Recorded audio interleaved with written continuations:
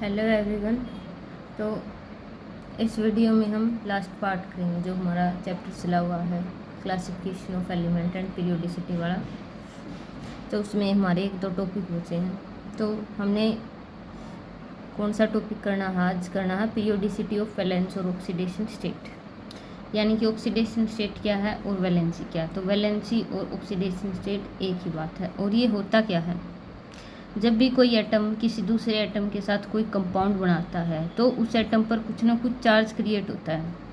वो मतलब charge partial भी क्रिएट हो सकता है और मतलब पूरा चार्ज भी क्रिएट होता है। तो जो एटम कंपाउंड में प्रेजेंट है तो उस एटम पर कितना चार्ज है, तो उसी को हम बोलते हैं वैलेंसी और ऑक्सीडेशन स्टेट। तो ये आपकी डेफिनेशन लिखी गई है, ठीक है। और अब जो ऑक्सीडेशन स्टेट होती है वो क्या होती है? जो एस और पी ब्लॉक का एलिमेंट है, अगर एस और पी ब्लॉक का एलिमेंट के लिए जो ऑक्सीडेशन स्टेट होती है वो या तो वैलेंस इलेक्ट्रॉन के बराबर होती है या फिर 8 माइनस वैलेंस इलेक्ट्रॉन। जैसे ये मैंने लिखा है ग्रुप 1, 2, 13, 14, 15, 16, 17, 18। ये 13 से लेकर 18 तक तो कौन से ग्रुप हैं? ये हैं पी ब्लॉक के ग्रुप। और ये 1, 2 किसके हैं? ये एस ब्लॉक के हैं। ये एल्कली का है, ये एल्किलाइन का है, ठीक है। तो ग्रुप 1 में क्या है?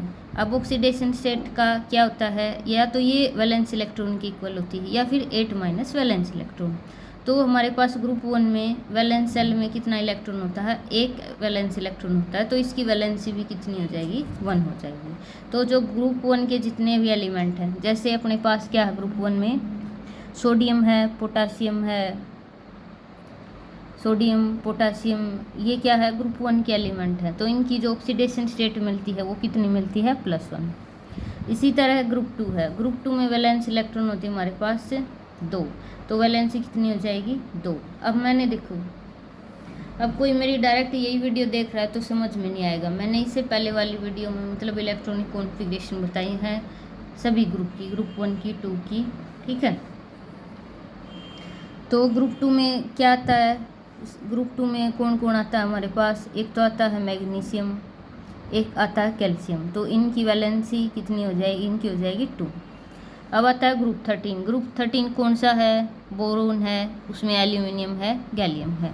तो ग्रुप 13 की वैलेंस इलेक्ट्रॉन 3 और वैलेंसी भी 3।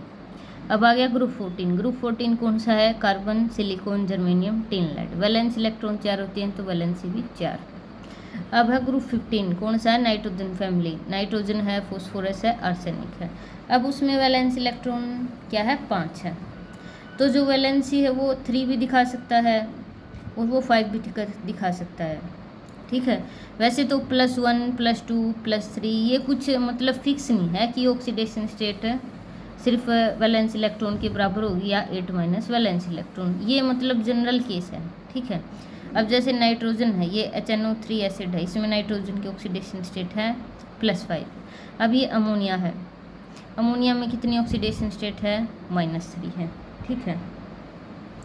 तो ये ज़रूरी नहीं है कि 3 और 5 भी दिखाएगा, किसी में +1 भी दिखा देगा, +2 भी दिखा देगा। ये अपना जनरल केस है कि जो मोस्ट कॉमन ऑक्सीडेशन स्टेट होगी वो वैलेंस इलेक्ट्रॉन या फिर 8 माइनस वैलेंस इलेक्ट्रॉन के बराबर होगी। इसी तरह जो 16th ग्रुप है वो कौन सा है? ऑक्सीजन फैमिली वाला, जिसको हम चाल्कोजेंस बोलते हैं। तो उसमें वैलेंस इलेक्ट्रॉन 6 है। तो अपने पास वैलेंस या तो 2 होगी या 6 होगी या फिर इससे अलग भी हो सकती है, ठीक है। और group 17 halogen family, valence electron 7 और वैलेंसी क्या हो जाएगी? 1 दिखा सकता है, 7 दिखा सकता है, ठीक है। अब 18th ग्रुप है। 18th ग्रुप कौन सा है? नोबल गैस फैमिली वाला, ठीक है। इनका 0 होता है या फिर 8 के 8 होता है। ये था वैलेंसी का मतलब जो एस और पी ब्लॉक के लिए जो मोस्ट कॉमन ऑक्सीडेशन स्टेट होगी वो वैलेंस इलेक्ट्रॉन की इक्वल होगी या फिर 8 माइनस वैलेंस इलेक्ट्रॉन।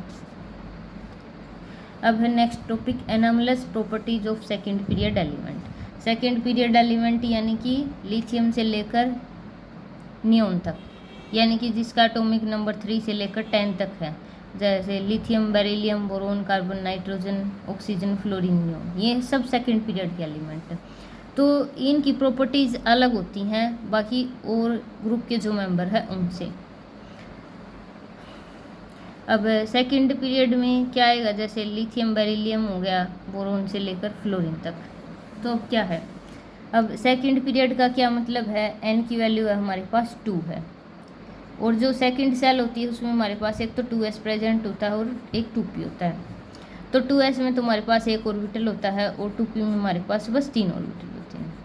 ठीक है, एक तो ये बात है, जो सेकंड पीरियड के एलिमेंट हैं उनकी मैक्सिमम कोवेलेंसी 4 होती है। कोवेलेंसी क्या होती है, वो मैक्सिमम 4 बॉन्ड बना सकती हैं।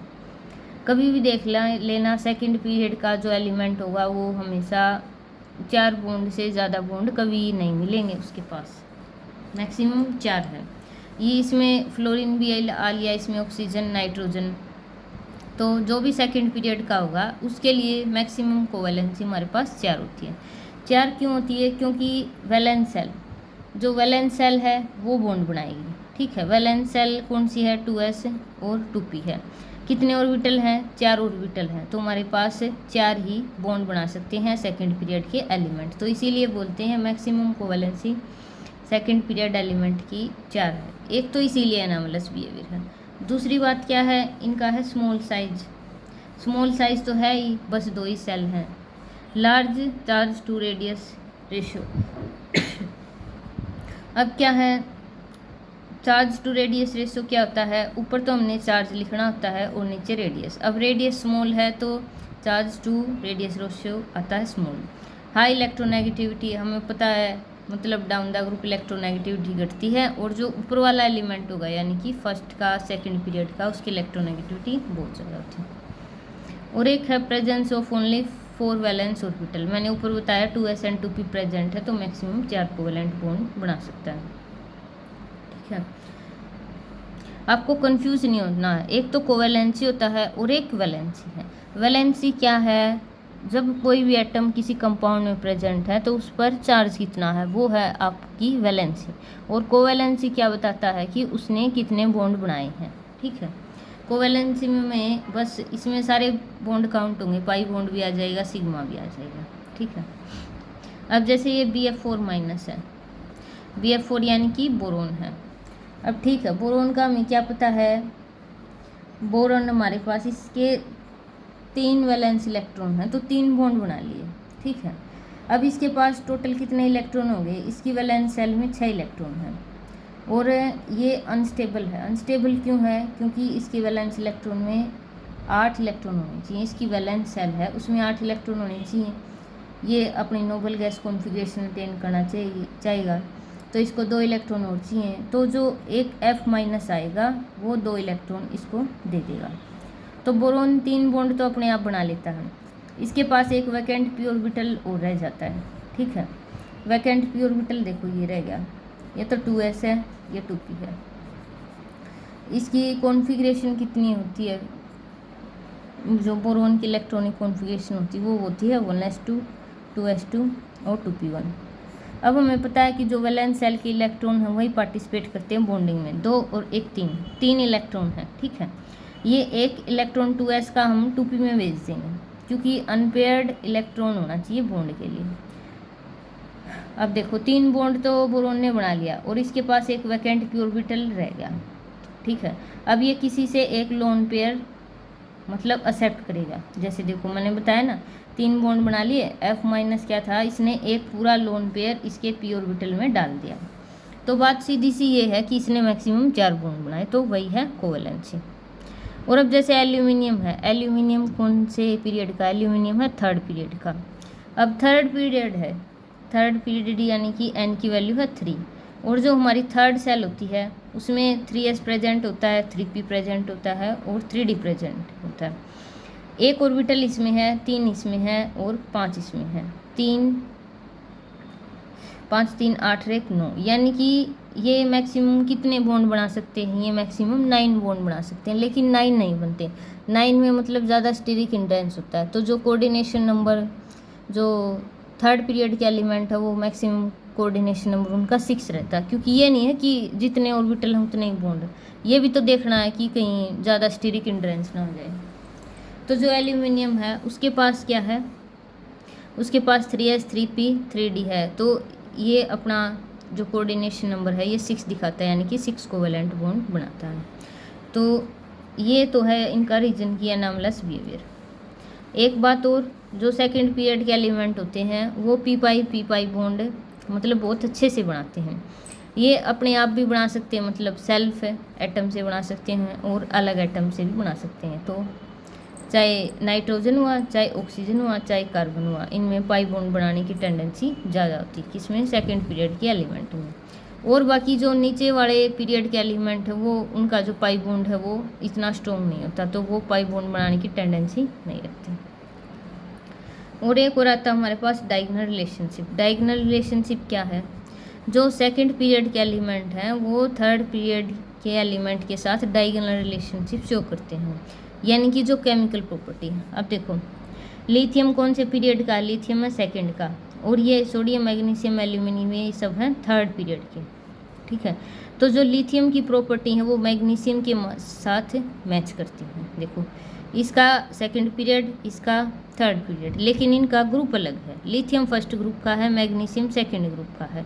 तो ये होता है डायगोनल रिलेशनशिप, यानी कि सेकंड पीरियड के एलिमेंट थर्ड पीरियड के एलिमेंट के साथ डायगोनल रिलेशनशिप शो करते हैं, एक सी केमिकल प्रॉपर्टी शो करती हैं। इसी तरह बेरिलियम है वो एल्यूमिनियम के साथ शो करता है।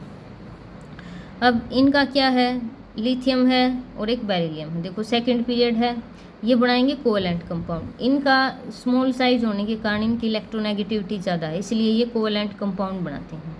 और बाकी नीचे वाले क्या बनाएंगे, आयोनिक कंपाउंड। अब कोवेलेंट और आयोनिक का क्या है, देखो कोवेलेंट कंपाउंड तब बनता है जब दोनों एटम एक एक इलेक्ट्रॉन शेयर करते हैं बॉन्ड में, ठीक है। मतलब यहाँ क्या चलती है, यहाँ शेयरिंग चलती है। और एक बनता है आयोनिक बॉन्ड। आयोनिक बॉन्ड में कंप्लीट ट्रांसफर ऑफ इलेक्ट्रॉन होता है। अब जैसे HF है, नहीं मतलब एक तो है NaCl, Na है Cl, और एक है हमारे पास Cl2 मॉलिक्यूल, ठीक है।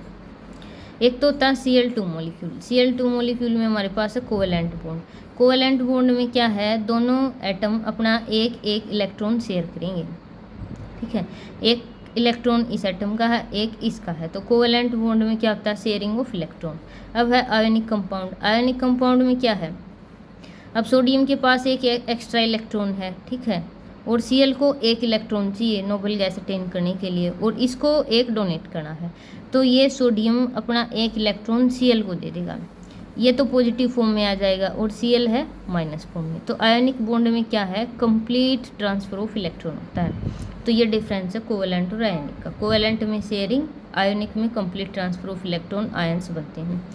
तो जो डाउन द ग्रुप है वो क्या होगा, इनकी इलेक्ट्रोनेगेटिविटी कम होती जाएगी और ये कंप्लीट ट्रांसफर ऑफ इलेक्ट्रॉन कर देंगे, जिससे क्या होगा, आयोनिक बॉन्ड।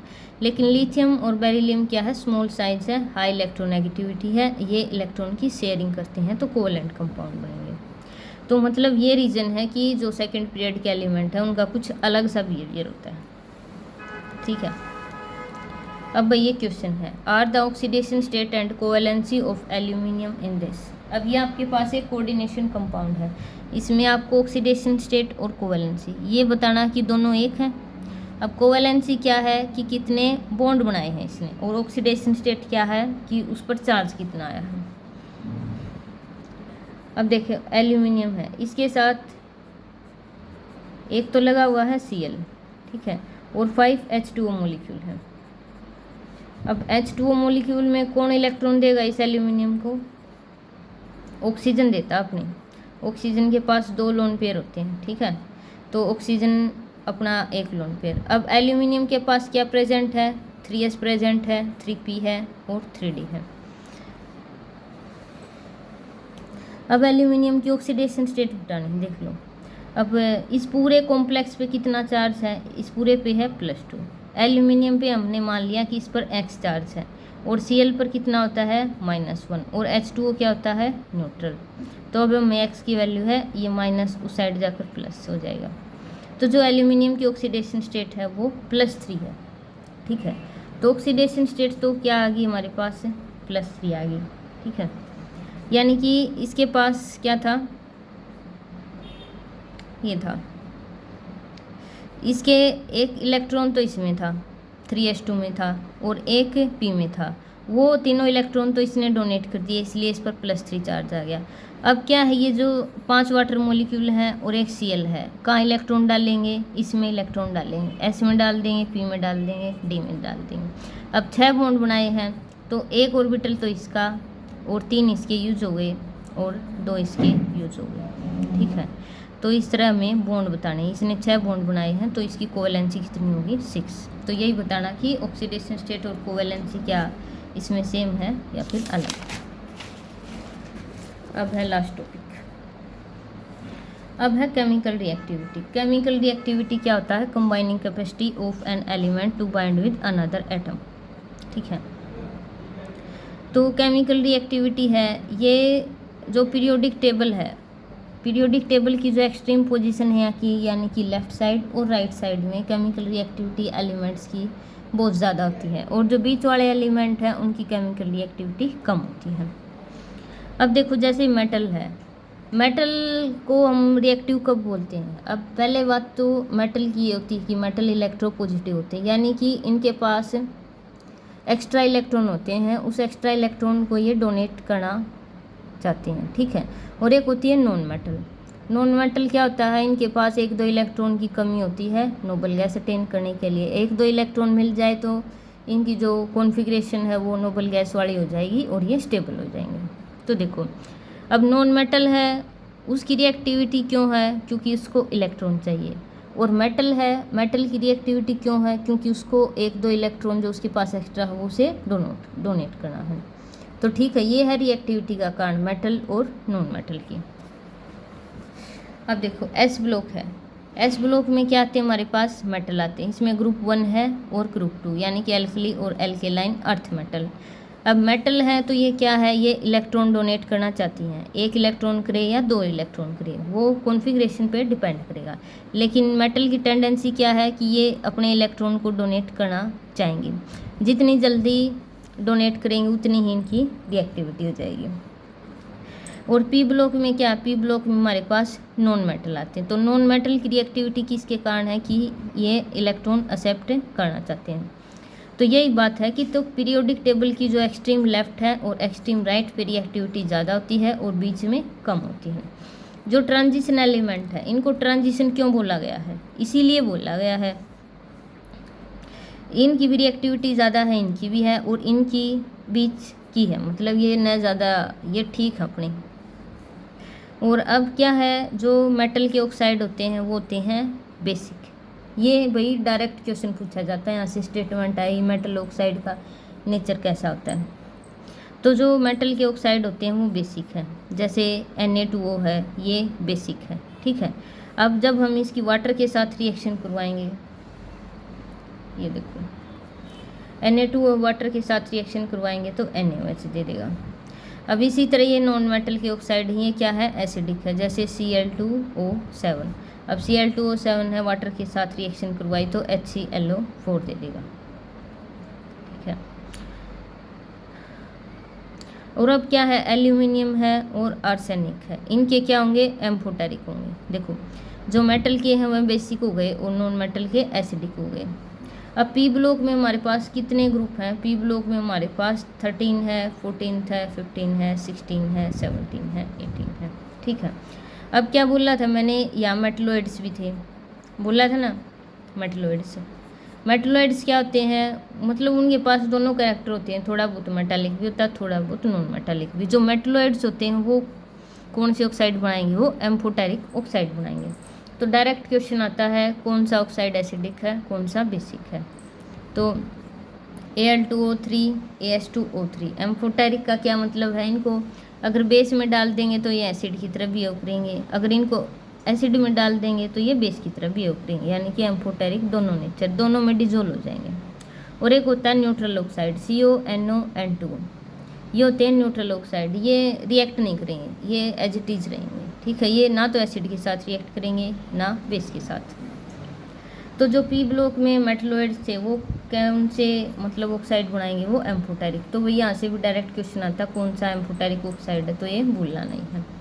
अब बात रहेगी ट्रांजिशन एलिमेंट। ट्रांजिशन एलिमेंट ऐसे एलिमेंट होते हैं जो वेरिएबल ऑक्सीडेशन स्टेट दिखाते हैं, ठीक है।